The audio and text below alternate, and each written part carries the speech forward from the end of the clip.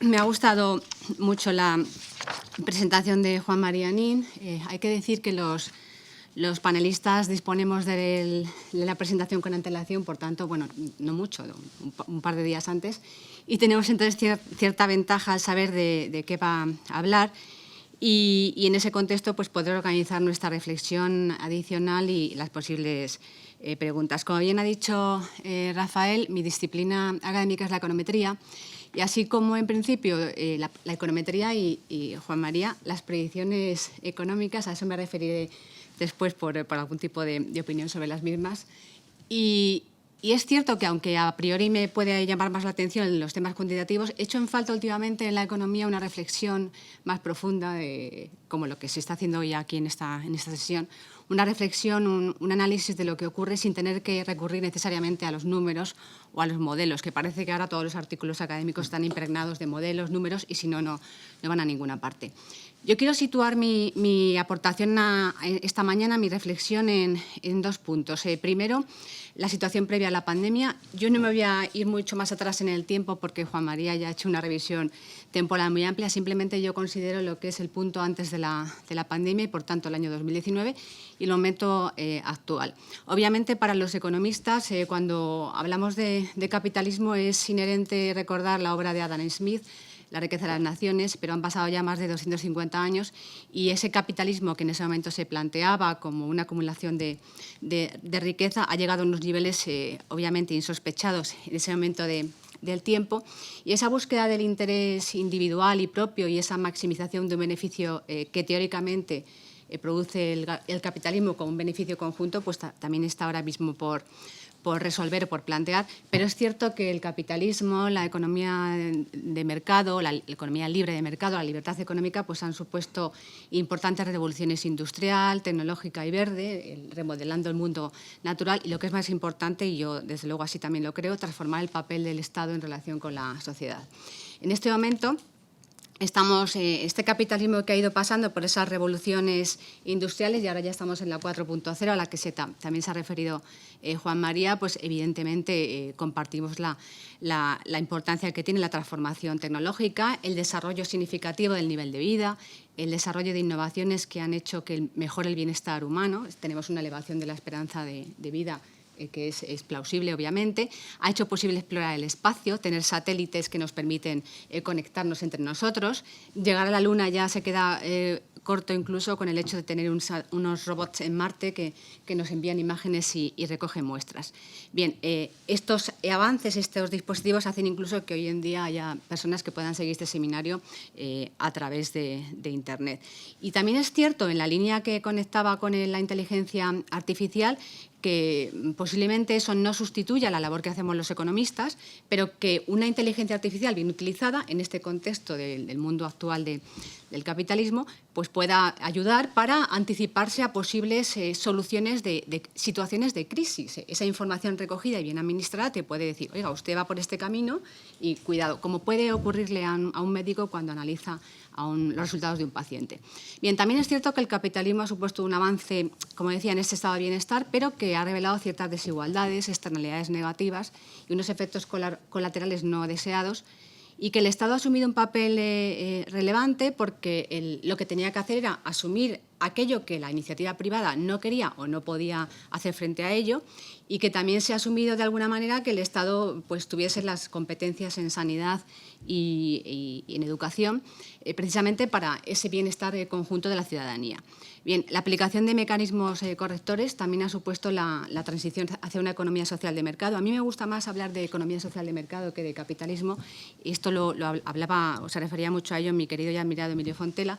Y creo que quizá esa también es una connotación importante, porque solamente ya hablar de capitalismo tiene un enfoque peyorativo y como algo negativo. Justamente en este entorno en el que estamos, y yo me refería primero al 2019, en ese año estábamos ya en un proceso de desaceleración económica, en un entorno VICA o VUCA por sus siglas en inglés, que es un entorno volátil, incierto, cambiante y ambiguo. Y antes de esta este cisne negro de 2020, pues ya se hablaba de capitalismo liberal o neoliberal, que es realmente lo que estamos aconteciendo, o un capitalismo progresista, participativo, una democracia económica, capitalismo civilizado, liberal, meritocrático, autoritario, en fin, diferentes variantes que también Juan María Nin se ha referido a ellas. Pero que cualquier variante que se añadiese, lo único que hacía era como poner en relieve no lo bueno, sino lo malo de esta economía de mercado. Es cierto que no podemos olvidar que venimos de una situación en la última década que ha sido un viaje que lo podemos calificar como algo insoportable en el sentido de una crisis inmensa que ha supuesto una creciente desigualdad en un contexto de un crecimiento económico, obviamente, que se ha impulsado después de estar en cifras negativas. Hablo de estos años desde 2008 hasta 2019 y que la cuestión de la pandemia en 2020 nos ha supuesto un revulsivo muy importante. En esta nueva era, y ya estoy entonces en la fase actual, en el año 2020, y el desafío que ha supuesto la emergencia climática y, por supuesto, la pandemia actual, que por mucho que queramos compararla con la peste, con otro tipo de situaciones o enfermedades anteriores y todo lo que ocurrió, pues evidentemente no teníamos ni siquiera con la época de guerra no teníamos o no esperábamos una situación, que se produjese esa situación en la economía internacional en este momento. Se ha vuelto a cuestionar, como ocurre en cada crisis, el sistema capitalista, como si fuera el culpable de lo que ha sucedido. Los economistas intentamos buscar medidas para asegurar que esos beneficios del libre mercado puedan llegar a toda o a casi toda la población con ciertas dificultades. Y es cierto que el papel del Estado se fortalece en una situación de crisis. ¿Por qué? Pues porque tiene que asumir, obviamente, vía deuda pública, como también ha comentado Juan María Nin, asumir el poder salir a corto plazo de este impasse. Pero esto no significa que ya nos cuestionemos qué va a pasar a partir de ahora. Lo digo porque el subtítulo del seminario de hoy es las relaciones entre el mercado y las instituciones y el Estado. Es decir, los países que están interviniendo más en la economía no son necesariamente más progresistas, ni tampoco los que menos estén interviniendo en la economía en este momento de crisis son necesariamente más neoliberales. La intervención del Estado en esta crisis del coronavirus no significa necesariamente que ya vayamos a un modelo de mucho menos control y de menos libertad. Lo que sí es cierto es que el capitalismo imperante o nuestra realidad económica muestra en este momento algunas deficiencias o tiene que atender algunos retos o cuestiones esenciales. Una es los fallos de mercado. Evidentemente, la principal tarea del Gobierno es controlar los fallos de mercado. Tiene que evitar que el sistema derive en situaciones de abuso y fomentar la competencia. Lo digo por esa concepción inicial en que el mercado se autorregula, el mercado es el que proporciona los factores productivos y el Estado pues tiene simplemente que vigilar que eso vaya acorde con la situación. Ese fomentar la competencia es más importante que nunca, y aquí me voy a referir a Jan Eckhoff en su obra La paradoja del beneficio, y leo textual, dice: si hay competencia, no hay nada mejor que maximizar beneficios porque estás compitiendo, pero si estás maximizando beneficios sin competencia, eso no es bueno para la economía, ni para el consumidor, ni para el trabajador, ni para las empresas pequeñas, ni para la innovación. Es por ello que muchos economistas pues, plantean la necesidad de la existencia de una autoridad de competencia independiente. Luego, primer tema o foco como daño colateral, digamos. Segundo, la sostenibilidad. El enfoque de Keynes, que también ha quedado muy claro en la presentación de Juan María Nin, da prioridad a las ganancias a corto plazo de las personas, pero evidentemente eso al final pues ha redundado en otros esos daños colaterales, como ha sido el problema del medio ambiente, que el bienestar al final no llega a todas las personas por igual, que se genera desigualdad. Hay una cosa que a mí me gusta decir últimamente, porque como estamos haciendo predicciones económicas, que cuando estamos viendo ya las grandes cifras macro y crecer este año un 6,5, un 6,4, un 6. Las instituciones están revisando constantemente las cifras. Lo que antes hablábamos como habitual antes de una crisis, revisar tus predicciones medio punto era algo aceptado. Hoy en día revisamos 1 punto, 2 puntos y no pasa nada. Pero claro, yo siempre señalo lo siguiente, y especialmente cuando se lo cuento a mis estudiantes, que no nos ceguen las grandes cifras macroeconómicas en el sentido de ver un crecimiento cuando los aspectos microeconómicos no están resueltos. Y esta crisis, obviamente, deja grandes cicatrices. Ya las ha dejado desde el punto de vista humano con la pérdida de vidas humanas, pero el mercado laboral, el tejido empresarial, en fin, esos factores que tenemos que atender a ellos. A esto se une en este concepto amplio de sostenibilidad, que también es un concepto que lo abarca todo, el problema que tenemos no solamente en España, en otros países, que es el envejecimiento de la población. Decía antes que teníamos un nivel de vida más alto, tanto para hombres como para mujeres, pero evidentemente hay que ser consecuente con el problema que hoy en día también se está poniendo encima de la mesa, la sostenibilidad de las pensiones, el hecho de que haya suficientes trabajadores para dar cobertura a esa población envejecida y sobre todo porque lo malo no es envejecer, que todos es lo que queremos hacer, sino que haya una tasa de natalidad que vaya reemplazando ese mercado laboral para sostener todo el funcionamiento del sistema. Bien, estos efectos de la crisis financiera previa a la pandemia han acentuado, por tanto, esta desigualdad, este deterioro medioambiental, esta especulación financiera. Y también, como compartimos algunos economistas, lo que ocurre es que estamos en lo que se viene a llamar el just-in-time capitalism, es decir, que yo ahora lo que tengo es el inventario o el stock para el momento actual. En el momento que ocurra un problema, ya no puedo actuar, porque no estoy preparado para ello, es como el corto plazo. En este contexto surgen los interrogantes que trasladamos obviamente al ponente y él también los ha formulado. ¿Qué pasará con el capitalismo? ¿Está el mundo entrando en una nueva fase del capitalismo, nueva evolución? ¿Será el mundo pospandemia más intervencionista y proteccionista?